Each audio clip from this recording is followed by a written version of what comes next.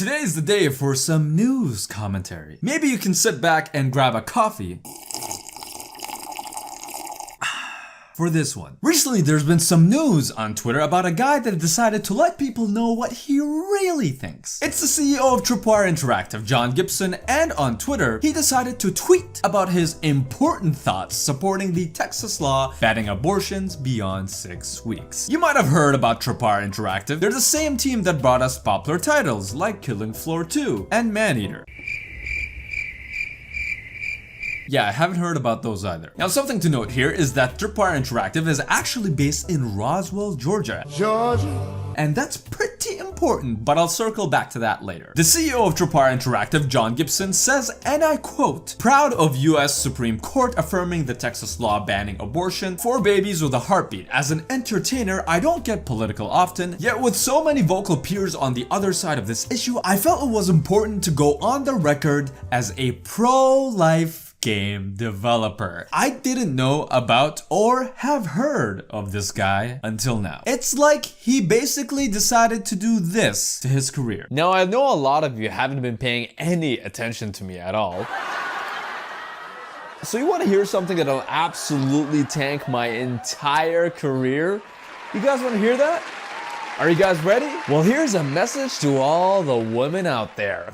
You know what he could have done? He could have done what I'm not doing right now and keep his opinion to himself. And by the way, if you're new to this channel, consider liking the video, then subscribe and hit the bell notification icon for more content. A work-for-hire developer, Shipwright Studios, which helped Tripwire work on a few of their games, made a post stating that they're canceling their contracts with Tripwire. All because of that post. Their post reads, "While your politics are your own, the moment you make them a matter of public discourse, you entangle all those working for and with you. We have worked closely alongside the talented and passionate developers at Tripwire and your partners for the last 3+ years. We know it is difficult for employees to speak up or act out in these scenarios, and they may not feel comfortable to speak their minds. It is regrettable, but we feel it would be doing ourselves, your employees, your partners, and the industry as a whole a disservice to allow this pattern to continue without comment." They're basically saying that even though one person made that tweet, he involved all of those working with him by publicizing his opinion. Which is weird because that's not at all how a personal opinion works. Yeah,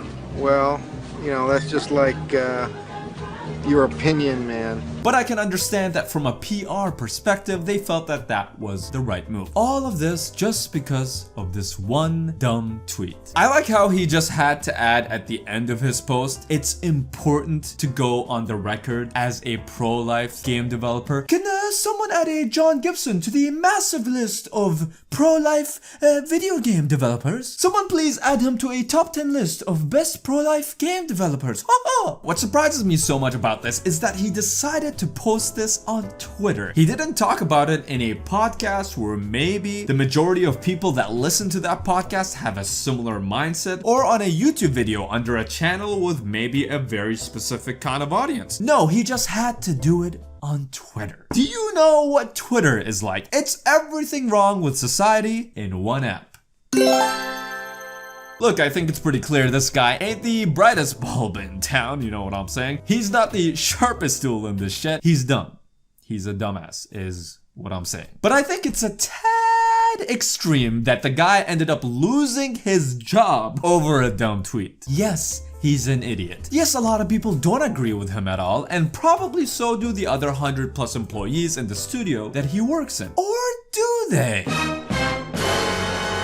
I mentioned earlier that Tripwire Interactive is based in Roswell, Georgia, which in 2019 tried to pass the heartbeat bill, which made abortion illegal once a heartbeat is detected. Now, this bill didn't go through, but my point is that this John Gibson guy might live in an environment where this kind of thought process is supported. Maybe to his friends and family, supporting this law is normal. Maybe to him, he doesn't see that this goes against supporting women's basic freedoms. Now, I'm not saying I support this guy. He's a dumbass, and I try to avoid supporting those people, but I wouldn't go as far as deciding to fire the guy or to start a movement to not buy a studio's games just because of one dumbass post. I mean, I don't like that Google and Apple have factories with children making smartphones, but I still got 2 of those. I got one for legal purposes and I used the other one for We need to learn as a society. We live in a society. To separate the art from the artist. And I get that you're free to do whatever you want, and you're welcome to not buy games from a developer that voices dumb opinions on the internet. It's a free country, for now. But it makes a lot more sense to me when people decide to not support a company due to unethical practices. Look, I don't know much about this stuff, so I probably shouldn't be talking about this, but here's my 2 cents. I feel like if people legitimately care about this and want to make a difference, it's those politicians